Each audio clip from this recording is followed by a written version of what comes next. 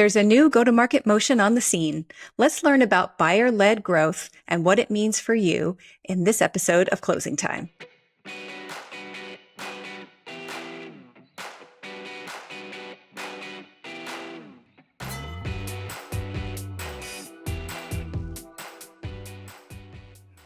Thanks for tuning into Closing Time, the show for go-to-market leaders. I'm Val Riley, head of marketing at Insightly and Unbounce. Today, I'm joined by Sean Piket. He is founder of RevXsell and a fractional CRO. Thanks for joining us, Sean. Hi, Val. Great to be here. Awesome. Sean, let's talk a little bit about your career because you were in the fractional business before it was even called the fractional business. That's right, Val. So I have 27 years of experience in the B2B tech industry. Yeah, primarily in the IT services and then spanning to B2B SaaS companies, and started off as young Sean as a sales rep and evolved up to sales leadership. And then ultimately launched my own company called Sales Integrity in 2004. And that's what you're referring to as the fractional, before fractional was cool, as I like to say, business. Back then in 2004, in the early 2000s, we called it, outsourced VP of sales or interim VP of sales. And really, I focused on the same target market that I kind of grew up in my career in, which was sub $10 million annual revenue companies. I kind of specialize in helping them, whether sales leadership roles, to scale them to 10 million, 20 million, 50 million, and then somewhere along the way to 100 million, there's successful mergers, acquisitions, and funding milestones there. And so I fell in love with that building process early on in my career, and that's why I launched Sales Integrity. And then, we were fractional VP of sales for those same types of B2B tech companies. I worked specifically with 107 of those companies over the 14-year time period between 2004 and 2018 that I ran Sales Integrity, and helped collectively generate over $500 million in net new sales across all of those 107 companies. So during that time, you said you did a ton of SaaS purchasing, and it was really general dissatisfaction with the buying process that has led you to coin this term buyer-led growth. So you're saying this is a new addition to the go-to-market motions that we're all familiar with: product-led, community-led, outbound-led, et cetera. So tell us, what is buyer-led growth? Yeah. So you bring up a good point. In the last 22 years, specifically as a pure sales and revenue leader, whether fractional or full-time roles, I counted it up before I launched RevXsell in April here a few months ago, and I purchased over 100 B2B software and SaaS products as a buyer. So I have a unique perspective, between the two sides of the coin of being a seller and being a buyer. And that gave me an interesting perspective from the buyer's vantage point, right? And I can count, unfortunately, on one hand, how many positive buying experiences I've had. And that hurts my sales heart, because I'm a sales professional at heart. And so, that's a real problem. I call that friction in the B2B buying process that leads to buyer frustration. And that's the problem I want to solve. And so I want to solve that through what I'm calling buyer-led growth. I really had a time before launching RevXsell, took a little sabbatical, before launching it, and kind of thought through this problem that I wanted to solve.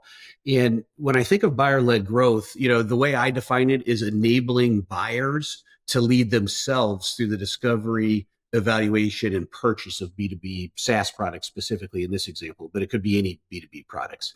And when you look at go-to-market motions, you mentioned 7 of them. I'm a GTM ambassador for GTM partners. Big believer in their, GTM made simple philosophy. And they've actually taken the 7 GTM motions, and I think they narrowed it down to 6 now. They'll tell you, and everyone will tell you that are GTM ambassadors, that the last thing we need is another GTM motion, right, to throw into the mix. So I don't really see it as a GTM motion, more so as it influences all of the current GTM motions. Like each one of those, whether inbound, outbound, partner-led, on down the line, event-led, should have a buyer-first, customer-centric focus to it.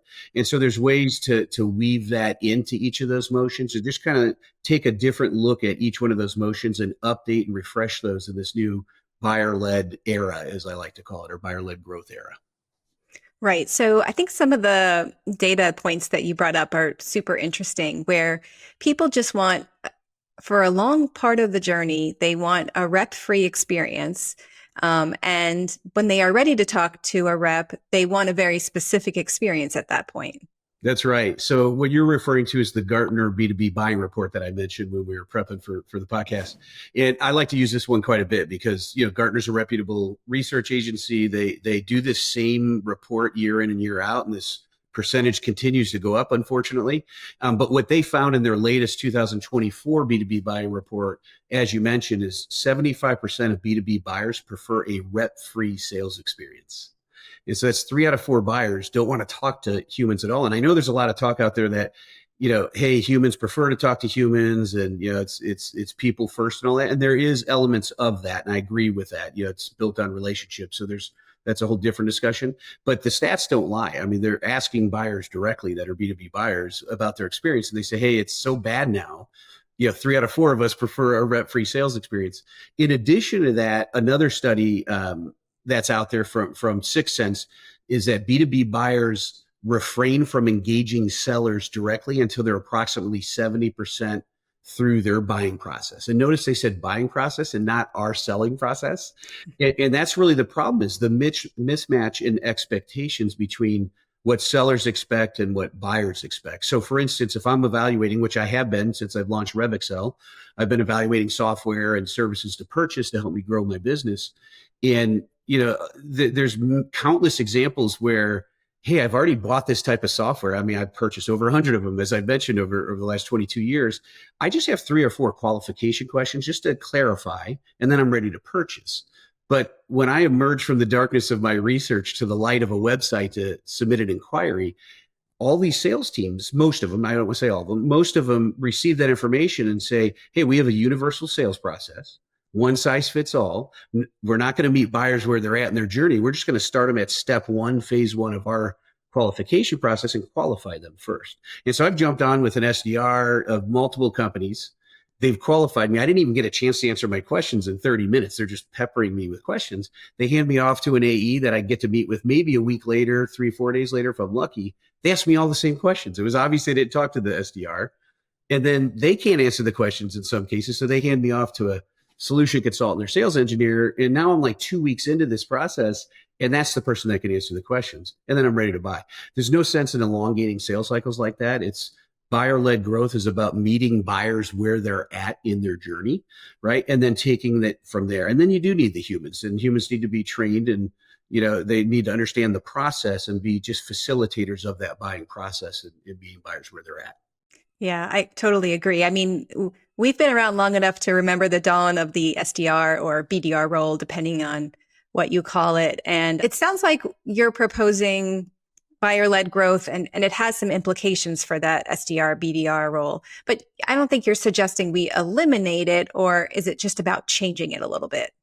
Yeah, that's a great question, Val. And it's a hot topic, right? You see this all over LinkedIn and a lot of the posts. I'm not a big fan of the insert hot topic is dead now, type content. I know it's a sensationalized way to get attention and eyeballs. And I believe things evolve and they improve if we focus on evolving and improving them. Right. And so same thing with the SDR role. No, it's not dead. I think it's here to stay. It's a wonderful role to get new employees in the sales and revenue org, sales marketing revenue org as a launching point for their career into the business, especially in B2B SaaS, B2B tech services. And I think it just adapts. And how is that? Well, when you look at those go-to-market motions, we're only myopically focused on outbound, like the SDR role when it comes to outbound. Nobody's really clarifying that. SDRs can handle inbound. They can influence channel or partner motions as well. They can leverage relationships. So if you have executives that are really busy, but have just a wealth and just depth of relationships out there, they can leverage that as warm up touch points to reach out and start facilitating and building some pipeline and facilitating communication there. And so you can go on down the line for all of the motions, driving attendance to events, accepting inbound from all of those different motions. So that's one part of it. So no, it's not dead. You need someone to do that.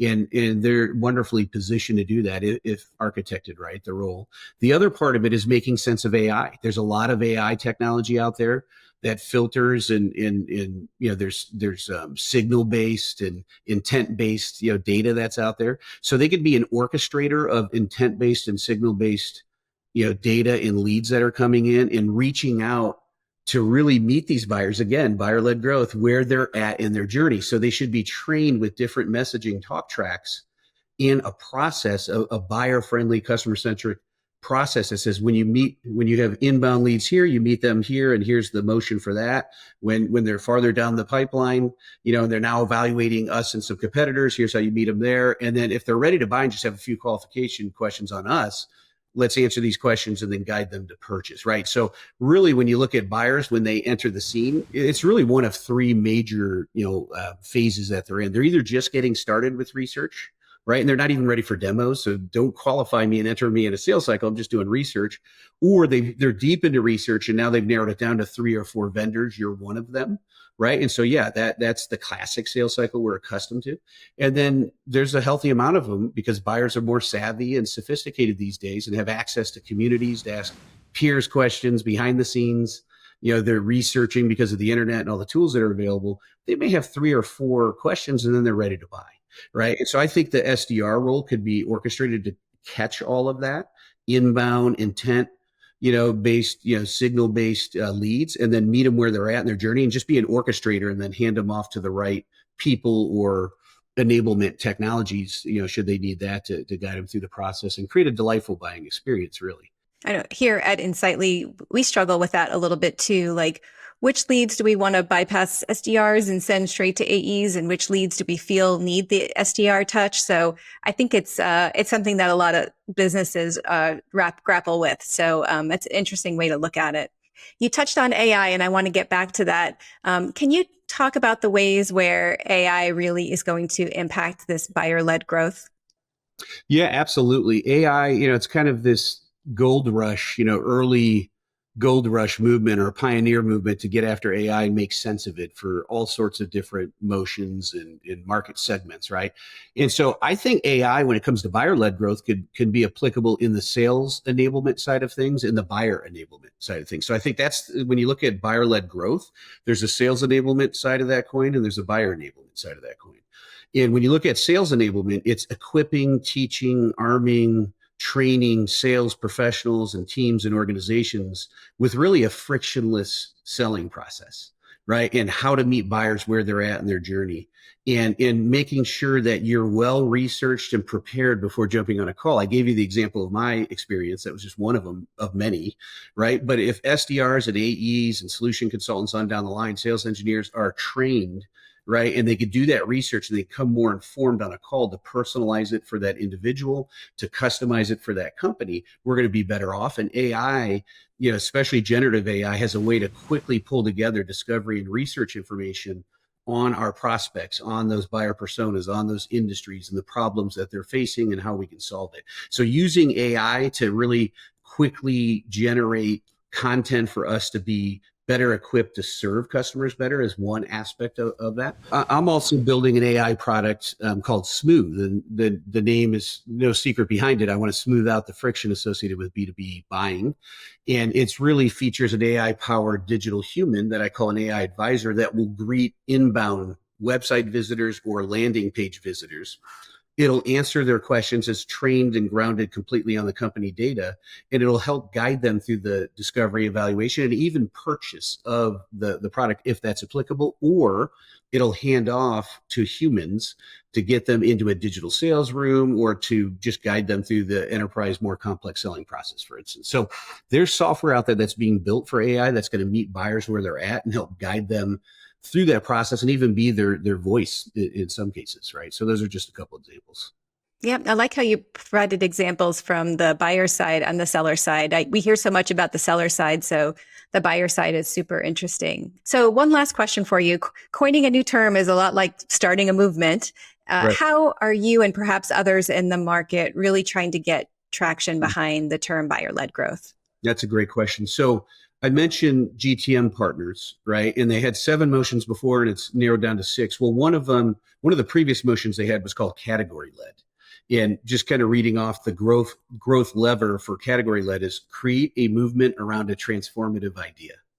Create a movement around a transformative idea. The execution of that is thought leadership driven by industry experts, influencers, and happy customers. So I love that one. I know they don't have that out there anymore, but that really answers your question. There are just like there were multiple pioneers in America that were going west, right, and being early, pioneers for this country.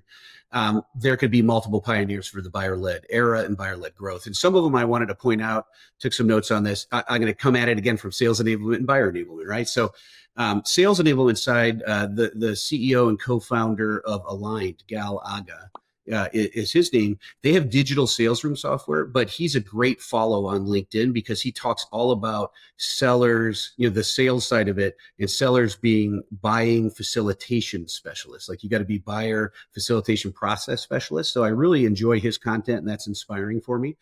Jake Dunlap, who's here in Austin, where I'm based, Austin, Texas, CEO and founder of Scaled, and they're a RevOps and sales performance consultancy. He basically wrote the blueprint. I'll give him some credit. Again, I don't get endorsed for this. I'm just full disclosure. I just really enjoy Jake's point of view. But The Innovative Seller is a book that he just wrote. And to me, this is the blueprint for sales organizations and individual sellers that want to learn how to be more buyer focused and meeting buyers where they're at. So this is like the closest thing to frictionless selling methodology that I've seen out there. And it's relevant. He just published that. And then Nate Nasrallah, the co-founder of Fluent. Hopefully I didn't butcher your name, Nate, your last name. But he's the co-founder of Fluent, and he has business case software, and he authored a book, and it's digital, so I can't hold it up. But it's called Selling With. And really his whole premise is selling with your buyers and not to them. So Nate, Jake, and Gal come at it from the seller side and the sales enablement side, and they publish a ton of great content on LinkedIn. So that's one part. The buyer enablement side, there's a new startup out there called Dimmo, Dimmo, and it's kind of a play on the word demo. And I'm just going to read their tagline: watch SaaS demos without jumping into sales cycles. So again, from the buyer side, you can jump in and see these demos. That's one thing buyers complain about. Why do I have to jump on with a human to see a demo? Well, they've removed that friction there. There's another company called Vendr, VENDR, SaaS software negotiations as a service, essentially. And their tagline is buy software, bypass sales. Right. You go to them and they'll take on all of that negotiation for you, so you don't have to get into that process and lead that evaluation process for you. Any self-serve demo software that's out there, again, another thing buyers complain about: why do I have to jump on to see a demo? There's those that are experiential, that are interactive demos that I give a lot of credit to B2B SaaS companies that are putting it on their website and allowing them access without being gated. So that's good as well. And so those are some examples, but all of these companies and these individuals post content on LinkedIn. And I think you just first got to educate, all right? You got to educate the market on what is buyer-led growth and what is this buyer-led era that's upon us, and how do you meet buyers where they're at? And there's different unique points of view. I've got one and they all have one as well, but they're all related and similar. So I think you go out and you first publish a lot of content and educate the marketplace. That starts to create a healthy debate and discussion for some people who disagree with it, which is okay, and that's good too. And then I think everyone can get in agreement with meeting the premise of meeting buyers where they're at in their journey, guiding them through a delightful buying experience. I think we're all trying to do that, and that can produce the results that we're looking for in the long term, right? In terms of lower customer acquisition cost, reduced and shortened sales cycles, improved retention, and increasing the lifetime value of a customer, for sure, if you're looking at hardcore metrics, for instance. Sean, those are amazing resources, and so many of them for our viewers to check out. So thank you so much. Yeah, it was a pleasure being on the show. Thanks for having me, Val. I really enjoyed it. Thanks for the time. Yeah, and thanks to all of you out there for tuning into Closing Time. Remember, you want to like the video, subscribe to the channel, click the bell for notifications so you don't miss an episode, and we'll see you next week.